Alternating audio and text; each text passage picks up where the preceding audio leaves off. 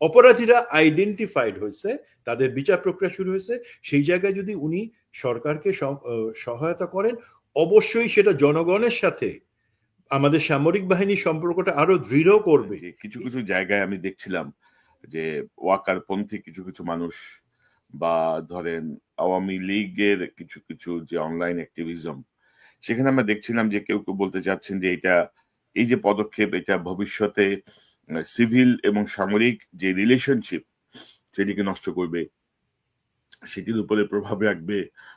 এবং আপনি কি মনে করেন এরকম কোনো বিষয় কি আপনার মাথায় কাজ করে? আগে ভারত থেকে বাংলাদেশে বর্ডারের থেকে একটা বড় জিনিস আসতো ফেন্সিডিল। এটা এখনো আসে কতটুকু জানি না, বাট আমার মনে হয় এখন ভারত ফেন্সিডিলের বদলে গোমূত্র পাঠায় বোতলে ভরে, সেগুলা খেয়ে এই লোকজন এই কথাগুলো বলতেছে। দেখেন, এটা তার ঠিক অপোজিট। আমি এই জায়গাটাতে বলি, এটাই যে যে গুম খুনের বিচার, সেটা সেনা অফিসার, পুলিশ, পতিতা হাসিনা, তারেক সিদ্দিকী, যাকে আনা হোক না কেন, এর ম্যাগনিচিউডটা কিন্তু শুধু সেনাবাহিনীর মধ্যে সীমিত না। এটা দেখেন আমাদেরকে সুযোগ এনে দিচ্ছে রাষ্ট্র সংস্কারের জন্য, বিচার ব্যবস্থা এবং অর্থনৈতিক কেলেঙ্কারিগুলা সংশোধনের জন্য। এটা আমাদেরকে সুযোগ এনে দিচ্ছে আমাদের যেই সরকারি কর্মকর্তা কর্মচারী আছেন, সামরিক বেসামরিক, সবার শুধরানোর জন্য একটা সুযোগ এনে দিচ্ছে। কিন্তু এটা একটা বড়, এইখান থেকে কাজ নিয়ে যদি আগে, ধরুন এটা সারা দেশের মানুষ চাচ্ছিল, এটা যখন দেখতেছে এবং যখন দেখবে যে হ্যাঁ, জেনারেল ওয়াকার সেই জায়গায় কন্টেস্ট করতেছেন না, ফাইট করতেছেন না, বরঞ্চ দেরিতে হইল। আমরা বলছিলাম না কনক ভাই, মনে আছে গত বছর এর থেকে আগে 14 মাস আগে বলছিলাম, জেনারেল ওয়াকার এখন এটা করেন, সরাই দেন ময়লাটা, তাহলে কিন্তু গন্ধটা আমাদের এখানে আসবে না। আবর্জনা সরাই দেন, নাহলে কিন্তু পরে অনেক কষ্ট হবে, কলঙ্ক আসবে আমাদের উপর। আমরা জেনারেল ওয়াকার এখনো যদি করেন, হ্যাঁ আমরা কলঙ্কিত হইছি। আমরা কি, আমরা তো অপরাধীরা আইডেন্টিফাইড হয়েছে, তাদের বিচার প্রক্রিয়া শুরু হয়েছে, সেই জায়গায় যদি উনি সরকারকে সহায়তা করেন, অবশ্যই সেটা জনগণের সাথে আমাদের সামরিক বাহিনীর সম্পর্কটা আরো দৃঢ় করবে। এই জায়গায় আমি একটু বলি, সরকারেরও কিন্তু দায়িত্ব আছে, আইসিটির কিন্তু দায়িত্ব আছে, প্রত্যেকের দায়িত্ব, পলিটিক্যাল পার্টির দায়িত্ব আছে।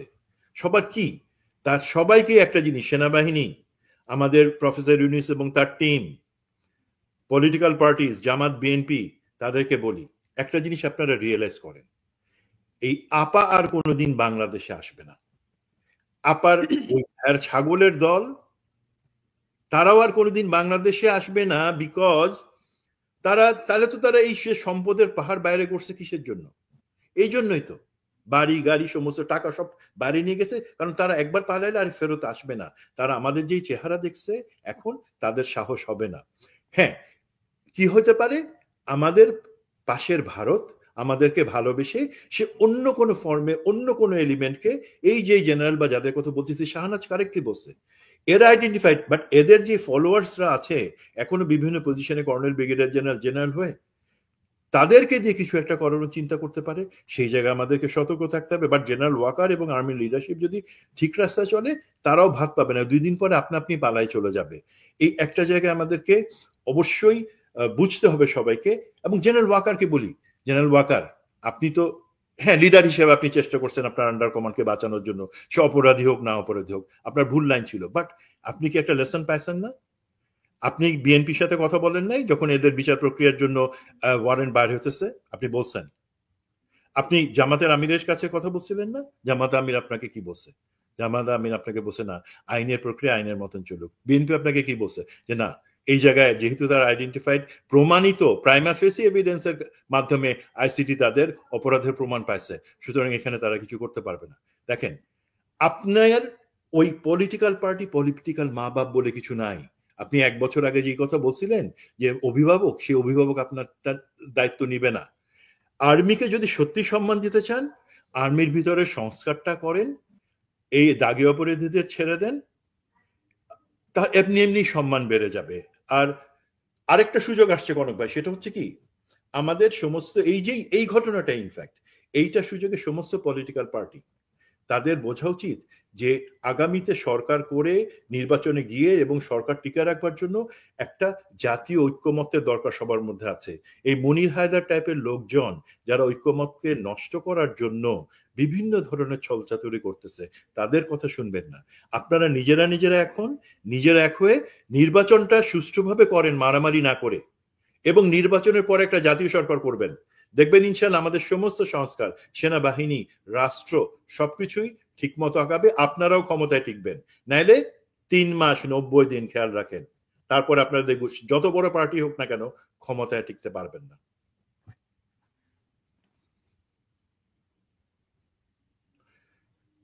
কনক ভাই আপনি মিউটেড আছেন, একটু আনমিউট করুন।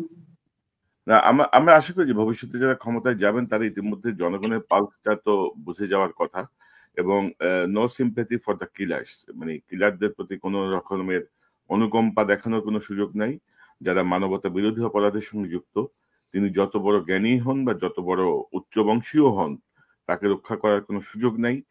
এবং হঠাৎ করে ধরেন এই যে আমি মাঝখানে আলোচনা করেছি, এগুলো গত বহু বছর ধরে আলোচনা করছি, গত 14 মাসে তো আলোচনা হয়েছে আরো জোরালো ভাবে, যে আপনি বিডিআরের 57 জন অফিসারের জন্য আমরা কোনো ভালোবাসার জায়গা দেখলাম না সেনাবাহিনীর কর্মকর্তাদের মধ্যে। ব্রিগেডিয়ার আজমিকে আয়নাঘরে বন্দি করে রাখার মধ্যে কোনো ইয়ে দেখলাম না। কর্নেল হাসিনকে অপহরণের মধ্যে কোনো ইয়ে দেখলাম না। ধরেন এরকম অসংখ্য অফিসার, ধরেন মেজর জাহিদকে জঙ্গি সাজিয়ে হাত করা পড়ানো অবস্থায় 14টা গুলি করে হত্যা করা হয়েছে। তার স্ত্রী তার নাবালক বাচ্চাদেরকে আয়নাঘরে নিয়ে জিজ্ঞাসাবাদের নামে নির্যাতন করে তাকে জঙ্গি বানানোর চেষ্টা হয়েছে। তখন কোথায় ছিল ভাই এসব ভ্রাতৃত্ববোধ, ব্রাদারলি? ভালোবাসার এত ডাবল স্ট্যান্ডার্ড, মানে সেটা আসলে মেনে নেওয়া যায় না। এটাই ভালোবাসার এত ডাবল স্ট্যান্ডার্ড কেন? এনারা অফিসার ছিলেন না? এই 57 জন অফিসার ছিলেন না? হাসিন স্যার কি অফিসার ছিলেন না? সুমন স্যার কি অফিসার ছিলেন না? তাদের জন্য আপনাদের তাদের সাথে একাত্মতা প্রকাশ করে তো কোনোদিন আপনারা আপনাদের প্রোফাইল পিকচার চেঞ্জ করেন নাই। সেনাবাহিনী আপনাদের অহংকারের জায়গা হলো তখন, মানে যখন আপনাদের কিছু কালপিট অফিসার যারা কিনা খুন করেন, গুম করেন, সিরিয়াল কিলার, তাদেরকে বাঁচাতে গিয়ে আপনারা সেনাবাহিনী আমাদের অহংকার লিখে একাত্মতা প্রকাশ করলেন সেই সিরিয়াল কিলারের সাথে, আর আপনার ফেসবুক প্রোফাইল চেঞ্জ করলেন। এত ডাবল স্ট্যান্ডার্ড কেন আপনাদের? এক জায়গায় থাকেন। ওইটাই। এবং জেনারেল ওয়াকার তার ব্যক্তিগত জীবনে ধরেন তিনি যতটুকু নিজেকে ধার্মিক সৎ হিসেবে প্রকাশ করেন তার বক্তব্যের মাধ্যমে আমরা যতটুকু বুঝতে পারি, তার কার্যক্রমের সাথে কিন্তু এগুলো যাচ্ছে না কিন্তু। এবং তিনি যদি অবস্ট্রাকশন অফ জাস্টিসের কোনো চেষ্টা করেন, বা আমি ওদের আলোচনা করছিলাম সেনাবাহিনীর একজন সাবেক জাজ অ্যাডভোকেট জেনারেল যারা আইন নিয়ে কাজ করেন, আমি জানি কাজ করছি জেনারেল ওয়াকারের মতিগতির উপর ডিপেন্ড করে এগুলো নিয়ে আমি আলোচনা করব, যে মানে জেনারেল ওয়াকার এ পর্যন্ত কি কি আইন ভঙ্গ করেছেন, অর্থাৎ সেনা আইন বলেন আর সিভিল ল বলেন, এবং তার কি পরিমাণ জেল হইতে পারে এই আইন ভঙ্গের জন্য। এটা নিয়ে একটা কাজ হওয়া উচিত। আমি আশা করি জেনারেল ওয়াকার সে পথে যাবেন না।